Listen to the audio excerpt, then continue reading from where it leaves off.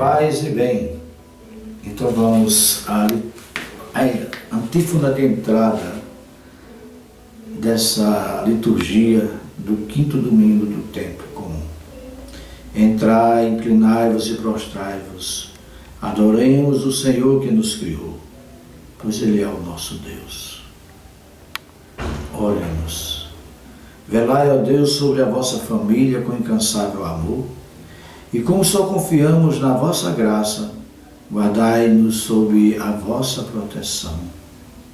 Por nosso Senhor Jesus Cristo, vosso Filho, na unidade do Espírito Santo. Amém. Vamos então ao Evangelho do dia. O Senhor esteja convosco, Ele está no meio de nós. Proclamação do Evangelho de Jesus Cristo, segundo Mateus. Naquele tempo disse Jesus a seus discípulos: vós sois o sal da terra. Ora, se o sal se tornar insosso, com que salgaremos? Ele não servirá para mais nada, senão para ser jogado fora e ser pisado pelos homens. Vós sois a luz do mundo. Não pode ficar escondida uma cidade construída sobre um monte. Ninguém acende uma luz e a coloca debaixo de uma vasilha, mas sim num candeeiro, onde brilha para todos que estão na casa.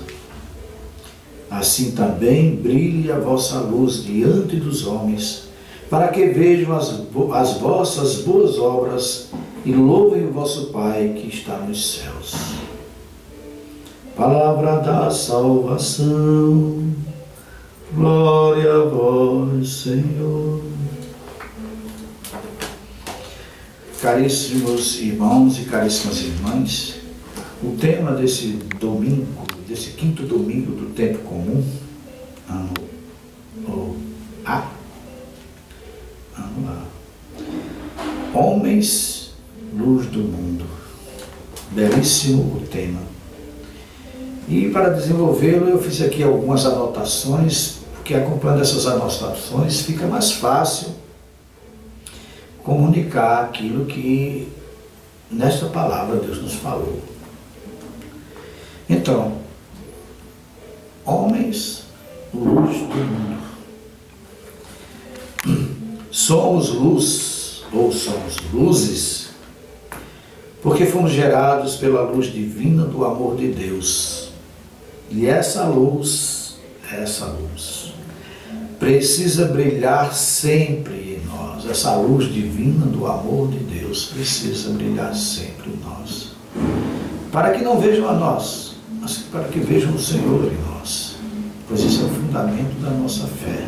Jesus, quando veio enviado pelo Pai, ele dizia: quem me vê, vê o Pai.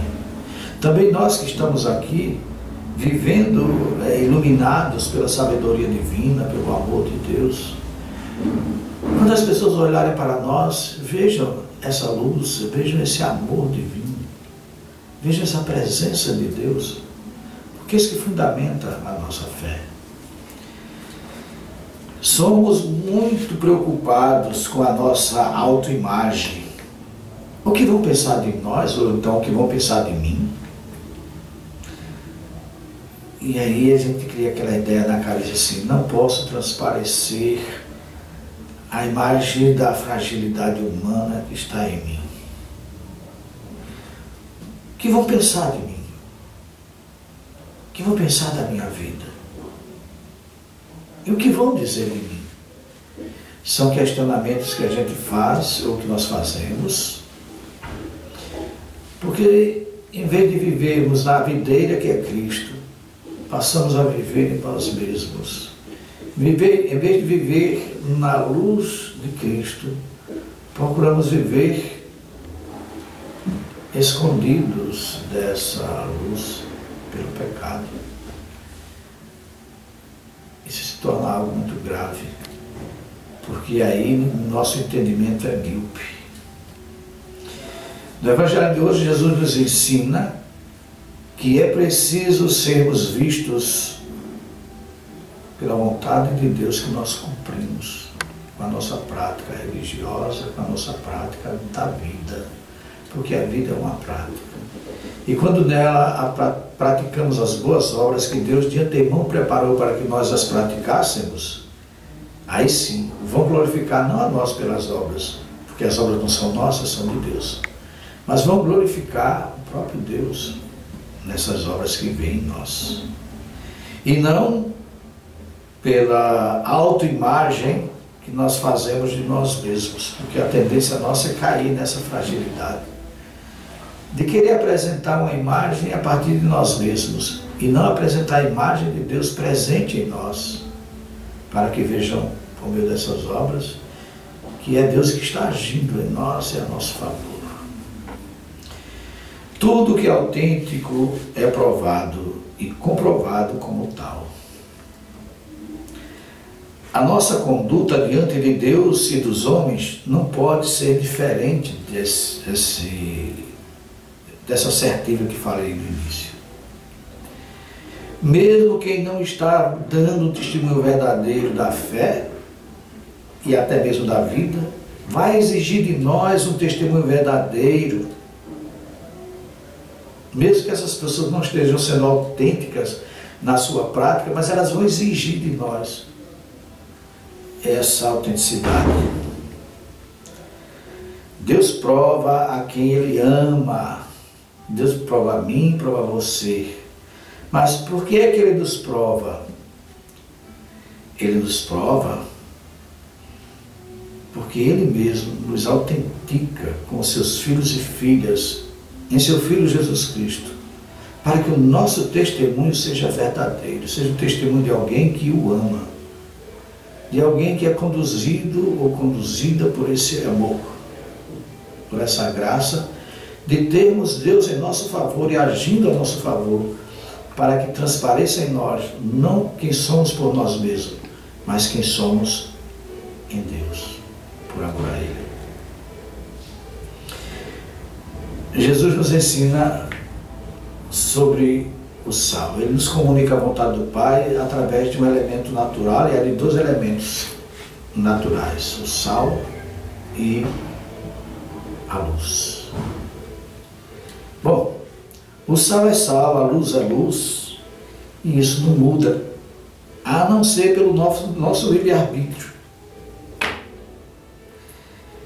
Sim, a não ser pelo nosso livre-arbítrio. Deus, quando criou Adão e Eva, botou no paraíso e disse: comam tudo do que tiverem no paraíso, mas não comam daquela árvore ali do bem e do mal. Apesar de terem tudo a seu favor, Deus, vivendo na presença dele, eles deixaram tudo que Deus lhe deu pelo nada que o mal ofereceu. E com isso estragaram, perderam o seu livre-arbítrio e comunicaram isso para nós, que somos seus descendentes. Não podemos cair na mesma cilada. Tudo Deus dispõe a nosso favor, a sua misericórdia, o seu amor, o seu perdão, a sua bondade, a sua fidelidade, a autenticidade do prazer da Eucaristia, da salvação, da vida eterna. Tudo isso é o nosso paraíso. Mas Deus diz: não coma da árvore do bem e do mal. Ou seja, não coma do pecado, pois o pecado é a arma do diabo para te levar para o inferno, ou levar todos aqueles que comem dessa árvore do bem e do mal. Então, de que lado nós estamos? No paraíso, na presença de Deus?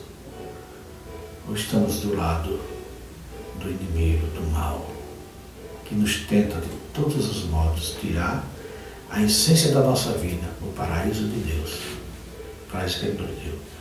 E aí onde entra esse nosso livre-arbítrio.